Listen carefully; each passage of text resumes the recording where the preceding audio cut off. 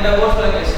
Divorce की बकायदा छाड़ा दिया जाता है जमाई दोबारा नहीं पूछ है नोटिस किसी में देखिए क्या नोटिस में देखिए अगर फर्म के नाम पे आपने नोटिस भेजा सुने फर्म के नाम पे आपने नोटिस भेजा तो कौन सा पार्टनर रिसीव करेगा तो अगर फर्म ने रिसीव कर लिया एक्टिव स्लीपिंग वाला तो घर बैठा है साइलेंट वाला तो घर बैठा हुआ है फोन में बैठा हुआ है तो कौन रिसीव करेगा एक्टिव पार्टनर अच्छा नोटिस जो रिसीव किया एक्टिव पार्टनर ने इट मींस किसने रिसीव कर लिया फर्म ने ये नोटिस किस पर क्या किसी पार्टनर के पर्सनल अफेयर्स के बारे में हो या फर्म के अफेयर्स के बारे में हो ये देखिए नोटिस किसी से रिलेट करे अफेयर्स ऑफ फर्म ये छोटी छोटी बातें हैं हां कैसे एक common sense is not so much common ठीक है प्रेस करके आप यहाँ कहते हैं फिर आपको आपका ये थोड़ा सा सुनते चलते A, B और C तीन पार्टनर्स थे इधर ध्यान सुनना A, B और C तीन पार्टनर्स थे B ने फ्रॉड किया B ने क्या किया फ्रॉड बैंक का फ्रॉड किया बैंक कॉल में नोटिस भेजा और वो नोटिस रिसीव किया B ने तो क्या नोटिस रिसीव किया तो माने ना मैंने कहा था common sense is not so much common जिसने फ्रॉड किया उसी ने नोटिस रिसीव किया तो लॉ कहता है ये रिसीव बाय द फर्म नहीं मानेंगे तो वो भी अभी तक फर्म का हिस्सा है हां लेकिन बात समझे नोटिस में मामला क्या था fraud by partner B receive किसने किया पार्टनर बी ने पार्टनर बी रिसीव करके ए और सी को पता बताएगा या काट के खाएगा इंटेंशनली उसने किसने इंटेंशनली उसको सेंड नहीं किया वो तो हां लेकिन नहीं मान रहे ना आप दोबारा भेजना तो फिर आप इसे नोटिस भेज कर भेज देते हैं अगेंस्ट एक्नॉलेजमेंट कि भाई एक्नॉलेज करके मुझे वापस भेजो कि आपको नोटिस रिसीव हो गया पर एक्नॉलेजमेंट में क्या होता है आप फर्म का स्टैंप लगाते हैं या साइन करते हैं सारे पार्टनर्स वो एक तरीका बात सुने यहां पे पॉइंट क्या था अगर नोटिस रिलेटेड टू है फ्रॉड बाय एनी पार्टनर तो कौन सा पार्टनर नोटिस रिसीव नहीं करेगा जिसने फ्रॉड किया और अगर नोटिस है अफेयर्स ऑफ फर्म तो कौन सा पार्टनर रिसीव कर सकता है कोई एक्टिव में से कोई एक्टिव में से कोई ये बात अगर related to affairs of firm है तो कौन रिसीव करे active not related to personal affairs personal से बना हां पर्सनल अफेयर पता है कि एक होता है taxation of EOB partner firm की टैक्सेशन एक है टैक्सेशन ऑफ इंडिविजुअल पार्टनर पढ़ेंगे टैक्स में बिजनेस के बाद इंशाल्लाह के एक होता है इंडिविजुअल ब्रेक होती है एओपी दोनों डिफरेंट है इंडिविजुअल की है एओपी है एंड थर्ड कंपनी की है इंडिविजुअल अपनी इनकम पे सेपरेट टैक्स देगा एओपी अपनी इनकम पे टैक्स देगी कंपनी अपनी इनकम पे टैक्स देगी एक बंदा एओपी में है वन पर्सन 2 दोनों एओपी में है क्या ऐसा एओपी को टैक्स देंगे अपार्ट फ्रॉम दैट हो सकता है पर्सन ए और पर्सन बी कुछ और भी कमा रहे हैं और फर्म से भी कमा रहे हैं क्या उसमें वो सेपरेटली टैक्स देंगे कि नहीं देंगे यस ये तो मसला है आप फर्म से पैसे कमा रहे हो तो अपने इनकम पे टैक्स दो फिर जो आप कुछ पैसे मिले हैं आप उसको टैक्स दो हां लेकिन उसमें एडजस्टमेंट है पड़ेंगे लेकिन सब बात ये करना चाह रहा हूं क्या लोग जो पार्टनरशिप में हैं वो एज अ पार्टनरशिप बिजनेस एक होकर टैक्स देते हैं फिर एज अ इंडिविजुअल पर्सन होकर टैक्स देते हैं अब मुझे बताएं इसमें अगर नोटिस फॉर्म को आना है तो टैक्सेशन ऑफ एओपी रेलेवेंट है या टैक्सेशन ऑफ इंडिविजुअल एओपी यही बात हुई है taxation of AOP not taxation of individual personal affair नहीं होती है बल्कि कौन से अफेयर नहीं पर्सनल अफेयर में किसकी अफेयर हां पर्सनल अफेयर में किसकी अफेयर पर्सनल टैक्सेशन में किसकी टैक्सेशन फर्म इंडिविजुअली किसकी फर्म अगला देखिए इसका मकसद समझ में आता not related to fraud of partners इसका मतलब ये है कि अगर फ्रॉड का नोटिस है तो वो एक्टिव पार्टनर की केस में नहीं आ रहा कि कोई भी रिसीव कर ले फ्रॉड का नोटिस है तो कौन रिसीव ना करे इसने फ्रॉड आप इसे लाहौर में गए आप कोई अच्छा आपने अक्सर देखा होगा एक बार करीबी में बोलो notice received by one partner is equal to received by other partners general क्या है notice received by one partner is equal to notice received by other partner किस केस में ऐसा नहीं होगा फ्रॉड केस में और किस केस में पर्सनल अफेयर वो भी नहीं, पर्सनल अफेयर भी तो नहीं, वो भी है रिप्रेजेंटेशन। आपने अक्सर देखा होगा कि आप जगह बाजार में कहीं भी जाएं तो लिखा होगा छोटा शौरमा, फिर लिखा होगा शौरमा, फिर लिखा होगा बड़ा शौरमा, फिर लिखा होगा वाकई बड़ा शौरमा। ठीक है, अब आप जब रेट की बात करें तो जब शौरमा होगा वो होगा 60 रुपए का, वाकई बड़ा शौरमा होगा 70 रुपए का।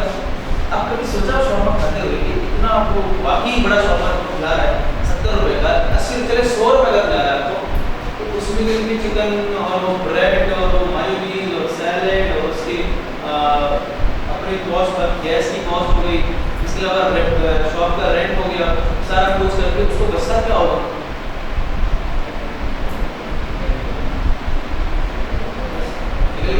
उस सुनो बात, 4 लोग थे, 4 लोग। अब मुझे बिजनेस करने का इरादा किसका है? इसके लिए सारे लोग वाले चले 10 में हूँ लैब एक और साथ मिलाने के लिए एमएम, ठीक है, अस्मा नमूना लैब एम 4, इनमें से 3 बड़े शातिर थे और एक मासूम। लेट्स अज्यूम के एमएम मासूम, अल्लाह अकबर, एमएम मासूम और 3 शातिर। अब जब इन्होंने सोचा कि हम भी वाकई बड़ा शौरमा के नाम से एक शौरमा का स्टॉल लगाए, सुन लीजिए इसमें पूरा कॉन्सेप्ट है, शौरमा का स्टॉल लगाया। अब जब स्टॉल लगाया और जब देखा कि चीज़ें खरीद कर ला रहे हैं तो सैलेड का सामान लेकर आए, मायोनीज केचप वगैरह लेकर आए, ब्रेड लेकर आए, ऑयल लेकर आए, चिकन लेकर आए। तो जब चिकन लेकर आए तो एमन जो भी महसूस कि कुछ गलत हो रहा है, चिकन ठीक नहीं लग रहा है, पर शॉप पे चिकन नहीं लेकर आए, वहाँ पे शौरमा बनाने का प्रोसेस स्टार्ट किया और ये जो आपके भाई साहब है ये सामान खा रहे हैं, आपके स्टॉल पर खा रहे हैं, हैदर भी खा चुके सब खा चुके। जब खाने के बाद कोल्ड ड्रिंक ये सब पिए थे और डब्बे लगा रहे थे तो पिछले में आप लोग क्या करते तो बात चली पार्टनर्स है ना, स्टॉल के पार्टनर। तो जो मासूम पार्टनर थे एमन, उन्होंने शातिर पार्टनर से कहा यार ये तुम लोग क्या कर रहे हो, ये चिकन है, ये तो मुर्गा थी, ये तो मुर्गी पहले से मरी थी, उसको सिबा किया, मरी मुर्गी सिबा कर रहे हो, और ये तो हैदर को अपने बाकी पर तो डडुआ बोलता, और ये जो अवैस को आपने जो स्पेशल खिलाया वो चूहे का कीमा था, ये क्या कर रहे हो तुम लोग? मतलब ये बात तो अपने पार्टनर से कर रही है, पार्टनर से कुछ इधर ये सब सुन रहे हैं और तो बैकग्राउंड म्यूजिक चल पड़ा है, म्यूजिक तो जिसका जहाँ इधर खाया बस गया। अब बात क्या हुई कि जब हैदर ने सुना कि डड्डू और अवैस ने सुना कि चूहा और हमाद ने सुना मुर्गा मुर्गी, इन्होंने कर दिया केस, करेंगे केस। हम चले आप मस्तूरात है तो उन्होंने केस कर दिया और साथ में कोर्ट तक कमेंट करते करते गए केस जब किया तो जज ने कहा अभी क्या माने, इन्होंने कहा जज साहब वो बात सुनी है आपने, इतना गलीज इतना लजीज, कुछ ऐसा ही हुआ है कि ये शौरमा लजीज तो बड़ा था और वाकई बड़ा शौरमा था, 70 रुपए का था, लेकिन हमें तो अब पता चला कि मुझे खिलाया चूहे का गोश्त, उसको खिलाया डड्डू का और उसको मुर्गा। वो कहता मैं तो चलो वो चले फिर मुर्गी तो थी ना मुर्गा से याद है, कहानी याद है। मैं आपको पहले बताया था, मैंने पहली बार लाहौर गया था तो मैं और मेरे दो दोस्त थे, हमने फ्लैट में शूटिंग की तो सब खा के खाना खाया है। लाहौर में है पिछड़ा बाजार, शायद आपने कोई नाम सुना, फिर उसको रोड पे पिछड़ा बाजार बहुत बड़ी मार्केट है बाजार। हम वहाँ खाना खाने गए तो फिर दो दोस्तों ने कहा हमारी तुम ही जाओ ऑर्डर जो भी करना है, और तो कुछ मिला नहीं हमें, तो वहीं पे वो मिला टिक्के वाला आलू की टिक्की और बहुत सी बीफ की टिक्की थी,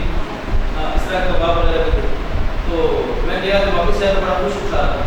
तो टिक्की आ भी नहीं खा भी रहे, मुझे एक रोमेट देखते इतना खुश है, मैंने तो मुनाफा हुआ है, मुझे पागल बिजनेस है कैसे। मैंने कहा आलू की टिक्की दे रहे 50 और बीफ की टिक्की दे रहे 40, अब बताओ आलू में क्या पैसा। वो था मोमेंट ऑफ रियलाइजेशन, हम तीनों मिले कि हम क्या खा रहे हैं। हमारा स्टार्ट ऐसे थे तो मैं तो लाहौर में उसको जब भी घर तो अपना बीफ की वो शौकीन, तो मुझे घर का हमेशा नहीं दिख सकता। मैंने कहा इधर मसला है उधर, ये मसला जब न्यूज़ देखा कि इतने मन लड्डू पकड़े गए और ये हाई कोर्ट के सामने कीमा बेचने वाला था, वो चूहे का कीमा बेच रहा था और वो चन्ना वाला था वो गधे का गोश्त डाला चन्नों। तो बाद में हमने रिसर्च किया, पता चला कि गधे के गोश्त में और बीफ में फर्क, इसलिए आपको बता दें 3 निशानी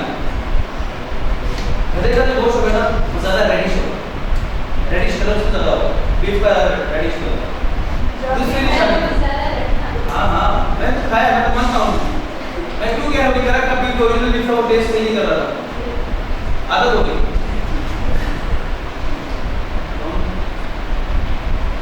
अच्छा अब सुने, पहली निशानी क्या है? जब गधे का गोश्त होगा वो बोले क्या होगा? रेडिश होगा, बीफ का इतना रेडिश नहीं होगा। दूसरी निशानी, जो गधे का गोश्त होगा जब उससे आप ऐसे सेपरेट करेंगे तो ऐसे स्ट्रिक जिस तरह धागे से नहीं होते ऐसे बनेंगे उससे, बीफ का ऐसे नहीं बनेगा। जब आप उसको अपने गोश्त को ऐसे करेंगे ना तो धागे धागे होगा, आप नहीं करिएगा। तीसरी निशानी, गधे वाला गोश्त थोड़ा सा मीठा मीठा होगा।